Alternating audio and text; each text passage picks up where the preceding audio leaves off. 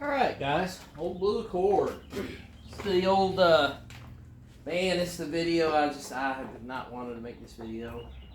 But, I know everybody says that, but it's really the subject matter. I like making videos. So, this is going to be a Monday morning call out, shout out video.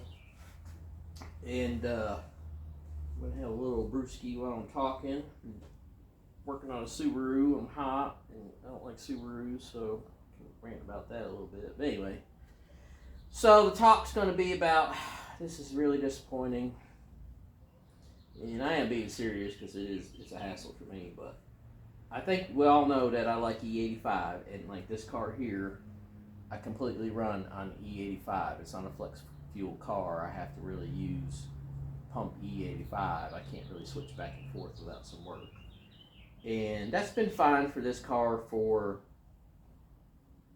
I'd say, going on, I was trying to think when I really started this whole deal, and I can't, it's got to be 15 years. I've tried to even look, I've looked at some posts online about E85 in general and stuff, and it really goes back to the Scout. So what we'll do is we'll start with that. So the Scout engine is a 440 Chrysler engine, which is not the stock motor. I put that in myself.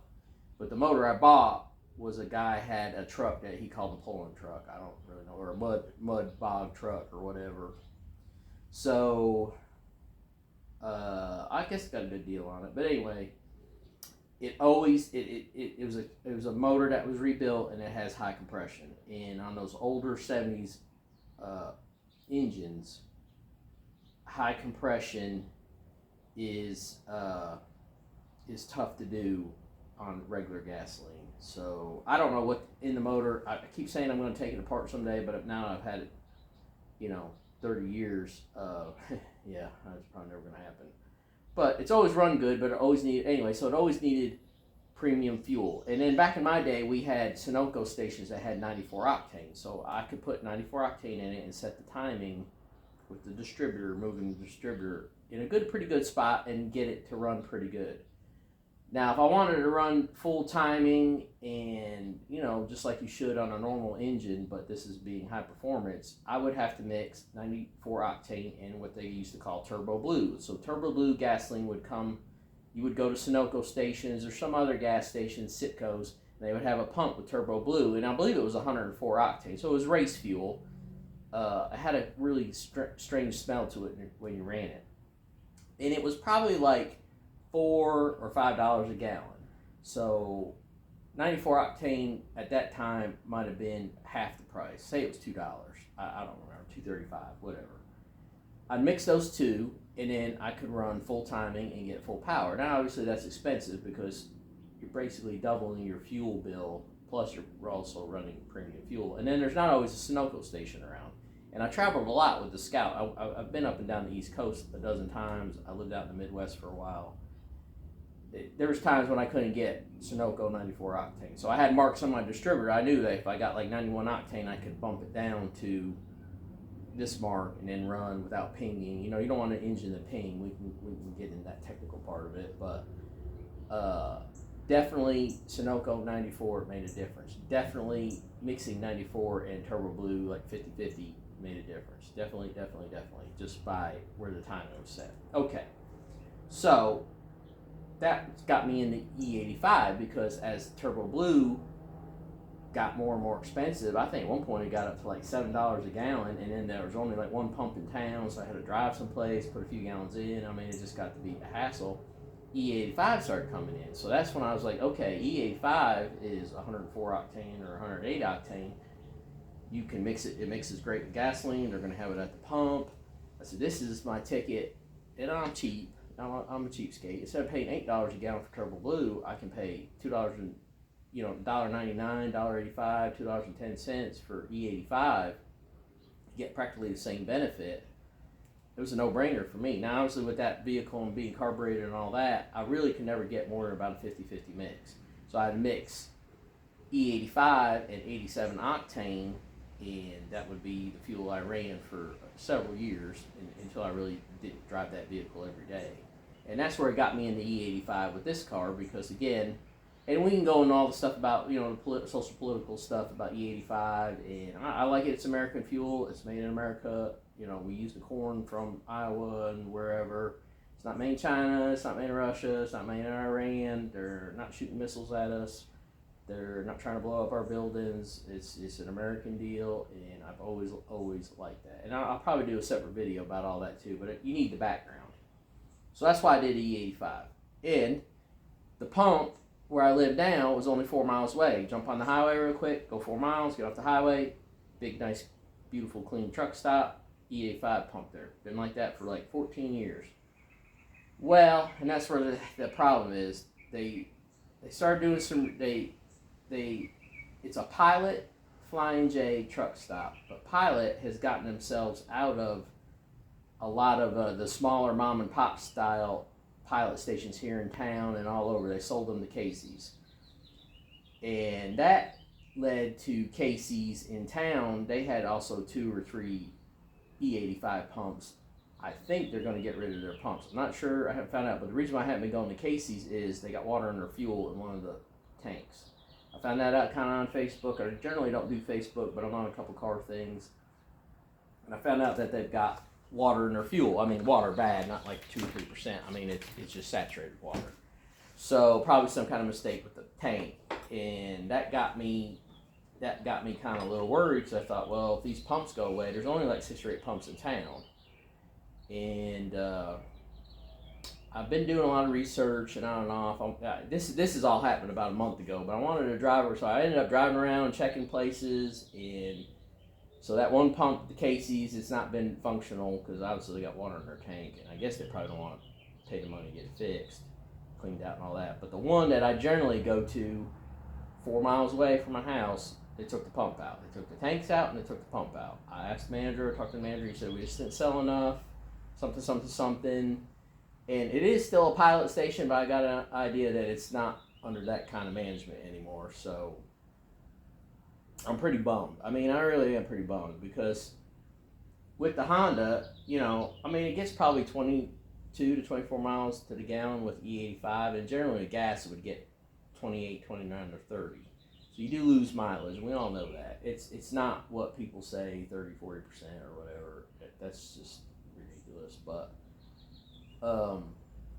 now the next closest pump, and I took a ride out there, is almost 18 miles away from my house. So it'd be 18 miles out there, fill up, 18 miles back. And that's going to be a hassle. It appears that the place is open 24 hours a day. I kind of end up, it's a weird thing, but I like getting my fuel at night. I don't know why. It's just one of those things. I know you get a little bit more because it's colder. That's not really why I do it. I just like driving up there, getting my fuel at night, going home, whatever. So I've taken 2 rides out there, they've got the fuel, and I checked online, same kind of places, and everybody says this Speedway company has really good E85. It's always like almost 80% E85. And that was another thing that kind of got weird about E85 in just the last 2 years. It used to be always, there was a rule, I don't know where it came, if it was a state rule or federal rule, and it's hard to find out a lot of this information, but the rule was, it was always the minimum 70%, and it had a sticker on it. It has to have that sticker on it. Minimum 70% E85. They move it around in winter and summer, how much gasoline they put in it. So in the wintertime, you'll have more gasoline. In the summertime, it gets usually closer to E85.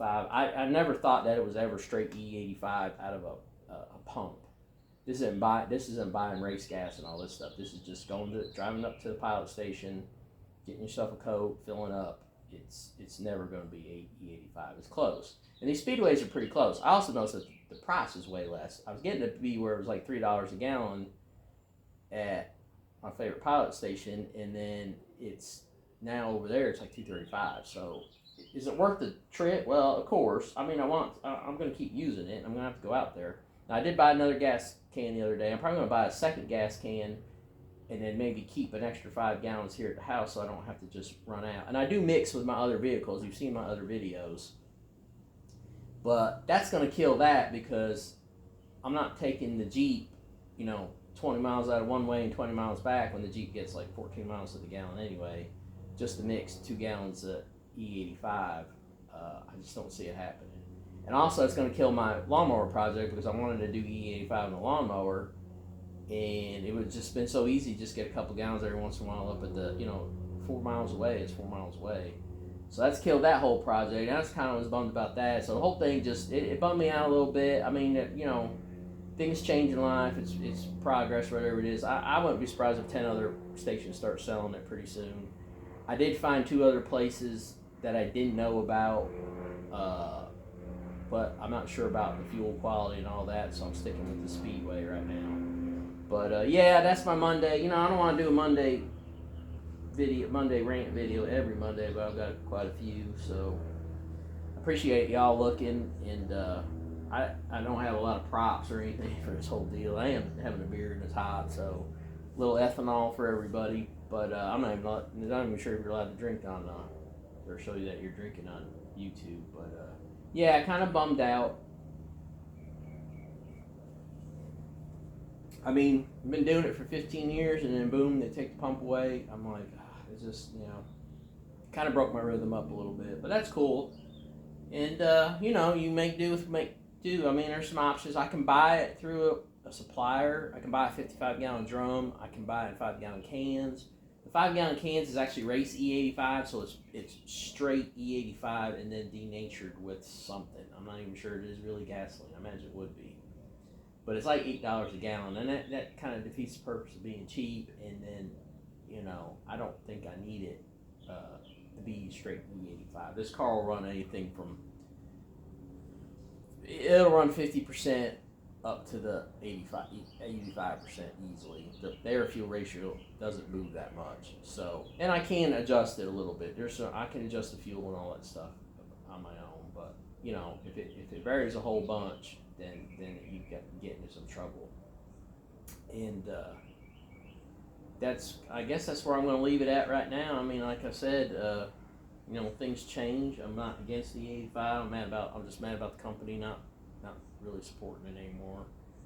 I did a bunch of research. I did try to contact somebody over there because I've called them before about having trouble with that pump and some other stuff, and I never could get any kind of straight answers out of them. I have called somebody about the state, about, is there mandatory how many pumps they need to have, and how much is going to be sold, and all this. It's a weird, that agricultural, whatever that cabinet for the state is. It's hard to get. I had a guy years and years ago that I could ask questions about, and he gave me a straight answer, but now I can't even get anybody. It's typical state government, but. And the regulations change a lot, the federal regulations. And then the E15, that's confusing too, because I thought that they were going to go through where it was going to be E15 all the time, so I would do E15 in the lawnmower like I've been doing. Well, now that's all shot in the ass too, because I don't see stickers on E15 on the pump down the street where I used to go. And then the other place, I mean, we're talking a half a mile from my house. When you go get gasoline for your lawnmower, you don't want to trek across country. It's pretty much the same thing, and I'm frustrated about that because now it's not E15, but then you read that everything's going to be E15 like this year, so it's kind of hard to, and I understand that's where people get frustrated about it too, because they want their pure gas, their straight gas, and then you can't even tell, you don't even know what you're getting out of the pump, and nothing's labeled right, and I can dig that, but all right, guys. Well, thanks a lot for looking. That's enough of my rant for a Monday. I got plenty more. I hate to say it, but I'm going to keep it short and sweet on that one. But I will keep you posted on what I do with E85. Like I said, I found a pump 17 miles away and 17 miles back, and that's where it'll be. So it'll be a good time to drive the Honda and all that stuff, and just make do with what I got to do. And appreciate y'all looking and subscribing. And comments, got some pretty good comments. And that's all I got. All right, thanks. Have a good evening. Old Blue Accord. Over and out.